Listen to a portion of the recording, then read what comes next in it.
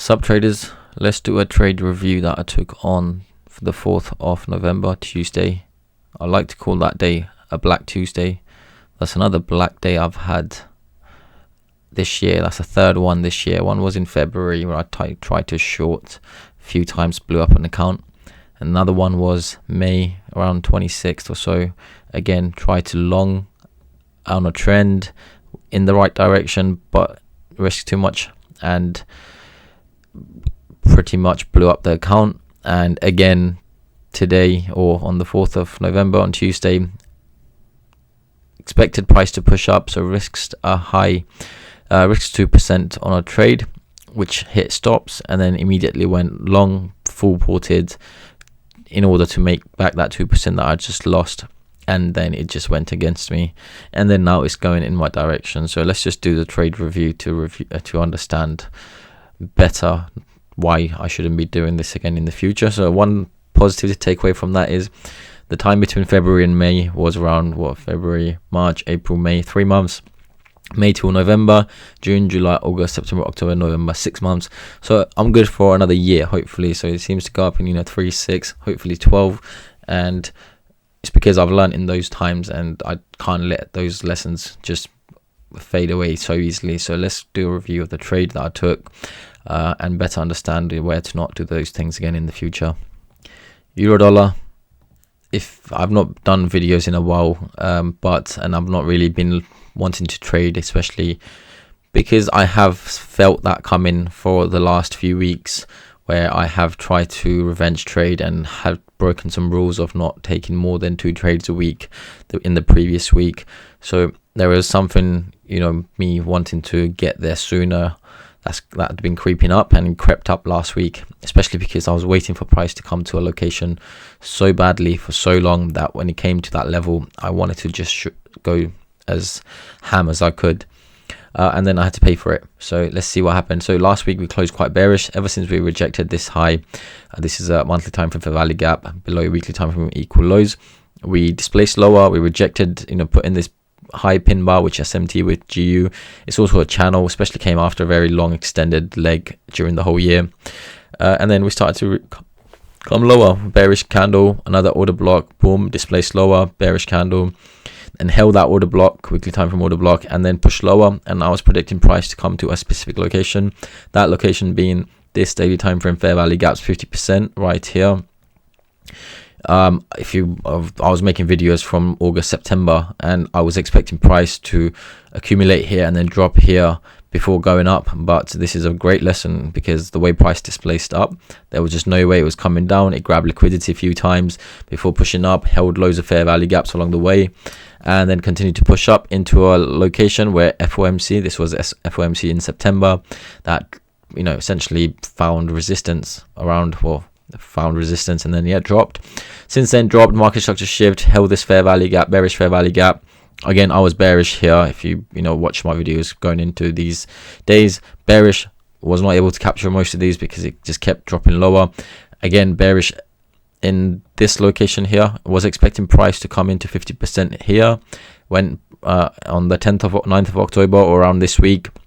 It failed, putting this inside buy candles, took liquidity off that inside buy candle at the start of this daily time frame fair value gap that was previously held, where price displaced up from so strongly and so sharply. Pulled back, and I took a short around here.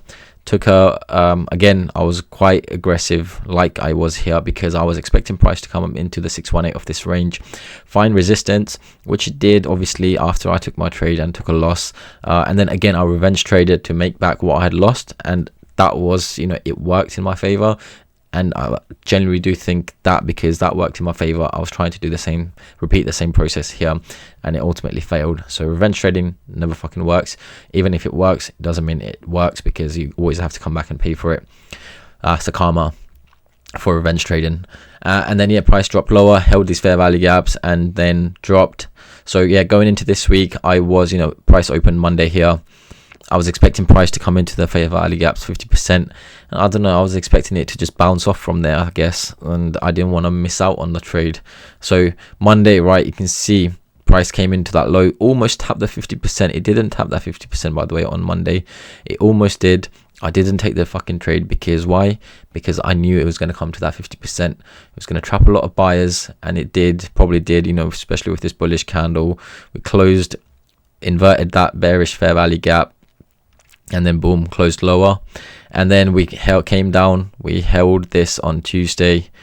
There was Monday night or Tuesday morning, this 50% once on the 240 time frame. Honestly, especially the way price had been coming with a channel on the 60-minute time frame. If you look at this, right, this channel, RSI diverging, this market structure shift, you know, this liquidity grab, market structure shift. No, that's in the Asian session. That's a trap that I didn't want to be in. And then, you know, rejected the open, this gray box, gray area is the open, the gap open. I rejected that, came down, grabbed liquidity, and I wanted to long here, obviously somewhere around here. Channel retest, market structure shift, right here, and then boom, I took an entry at the 618 retracement, put my stops below the 50% daily time and 50% fair value gap, but guess what, it wasn't good enough. And then boom, came down, grabbed my stops. I was thinking price might come into this low and grab liquidity and then push up, right, that swing low, that failed retest swing low.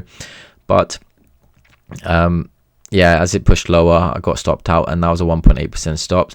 And then as I saw this, I think this again, accumulation forming, and then as price dropped lower, it re-entered somewhere around here with almost like 3% risk, 4% risk, I don't even know.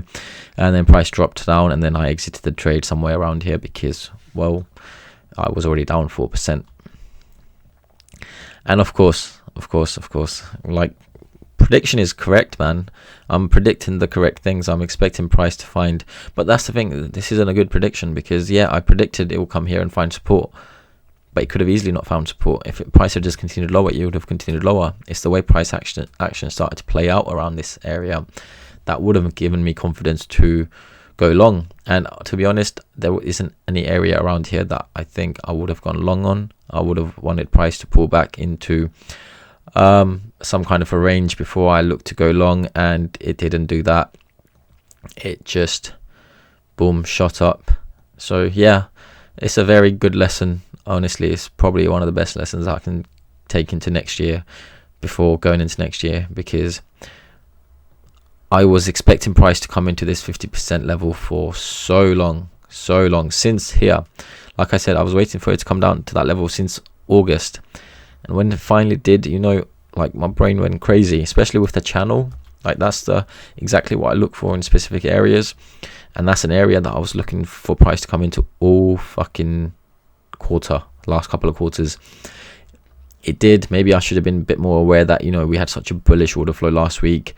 It was most likely on a Tuesday not going to find support, because Tuesday, you know, if it were bearish, and we already rejected this open gap twice, Monday once, and then again Tuesday at that market structure shift. Maybe just wait a little bit, see what price does, and then boom, right? This is the thing, this is a channel that I trade. This is a 240 channel with RSI diverging from here to here. Boom, we had the retest of double bottom, whatever you want to call it, and then from there, yeah, it went up. And another thing I was looking at was this 1.15 psychological level, because, you know, 1.15 level is somewhere price can potentially find support. Yeah, it just continued to, didn't respect any of those things. Boom, shot up. Now we can potentially see price pull back into this range and find support, but I've taken my two trades for the week, and there's no way I'm taking another trade. I'm just gonna be watching the markets for a while. I'm down 4% on my personal account, and I've completely blown my other account, which I was like 2% up on, and that one is completely gone. So yep, that's what it is. Sometimes you just take the L as a lesson, but there's too many lessons. When do lessons turn into actual reality? Because it can't always be lessons. Well, obviously always be lessons, but it can't always be the same lessons. Can't be the same lessons of full porting all the time. That needs to change. Yep, but it's just what it is. Sometimes a bit annoying, very annoying. I was expecting price to come. This pattern though, I really like. See how it bounced up from here after a very extended leg.